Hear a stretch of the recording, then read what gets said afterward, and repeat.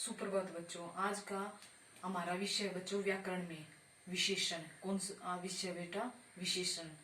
बच्चों ये 4th to 9 सभी बच्चों के लिए अनिवार्य होता है। हिंदी व्याकरण को समझने के लिए, हिंदी भाषा के लिए विशेषण का जानना बहुत आवश्यक होता है। आज हम विशेषण की परिभाषा देखते हैं। विशेषण विशेषण जो शब्द किसी संज्ञा या सर्वनाम की विशेषता बताते हैं उसे विशेषण कहते हैं। बच्चे जो संज्ञा या सर्वनाम की विशेषता बताएं उसे क्या कहते हैं? विशेषण। अब हम इसके उदाहरण देखते हैं इसको समझने के लिए। राम बुद्धिमान बालक है। अब ये देखो बच्चे, बुद्धिमान बुद्धिमान किसकी विशेषता बता रहा है? बालक शब्द की। किसकी बता रहा है? बालक की। अब बुद्धिमान बुद्धिमान क्या हुआ?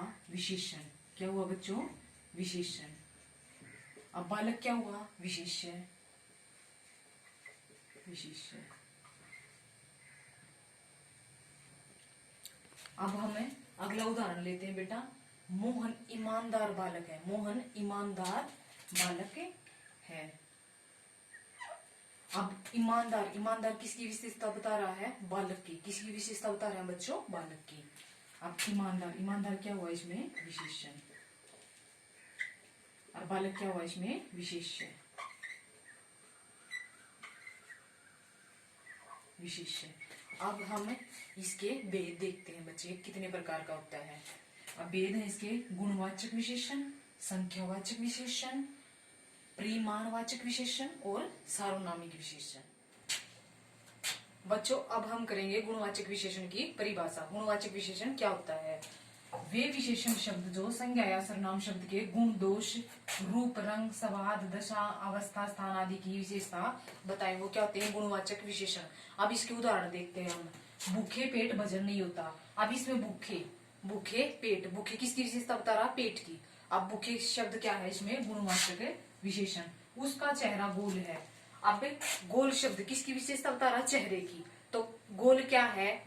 गुणवाचक विशेषण। क्या है? गुणवाचक विशेषण। अब आगे करते हैं बेटा हम संख्यावाचक विशेषण की परिभाषा। जब किसी गणना, योग, वस्तुओं की संख्या संबंधी विशेषता बताई जाती है तो उसे क्या कहते हैं? संख्यावाचक विशेषण। क्या कहते हैं? संख्यावाचक विशेषण। बच्चों इसके दो भेदों के रूप में इसको हम लेंगे।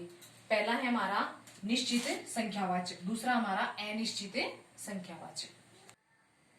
बच्चों अब हम करेंगे संख्यावाचक विशेषण के उपभाग।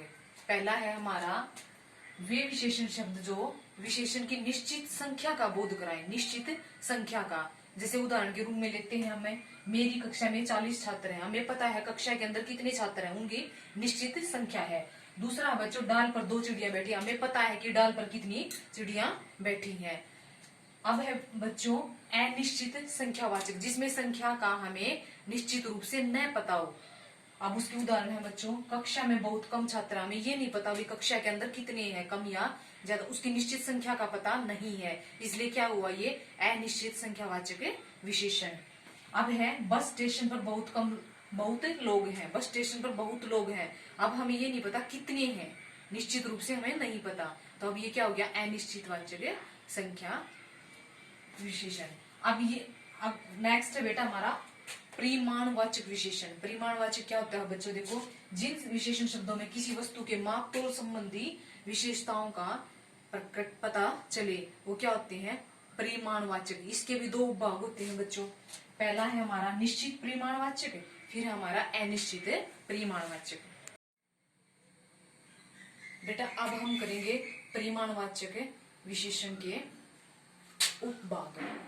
पहला है हमारा जो विशेषण शब्द किसी वस्तु की निश्चित मात्रा अथवा माप तोल का बोध कराते हैं, निश्चित परिमाणवाचक होते हैं। अब जो निश्चित मात्रा का करवाते हैं परिमाण, भाई माप तोल का निश्चित बोध कराएं। अब ये देखते हैं उदाहरण के रूप में, 20 टन गेहूं। देखो बेटा टन क्या है? मात्रा उसकी, और 20 निश्चित है, ये निश्चित संख्या, तो क्या हो गया? ये निश्चित है परिमाणवाचक। अब 5 किलोग्राम गुड़, 5 किलोग्राम गुड़।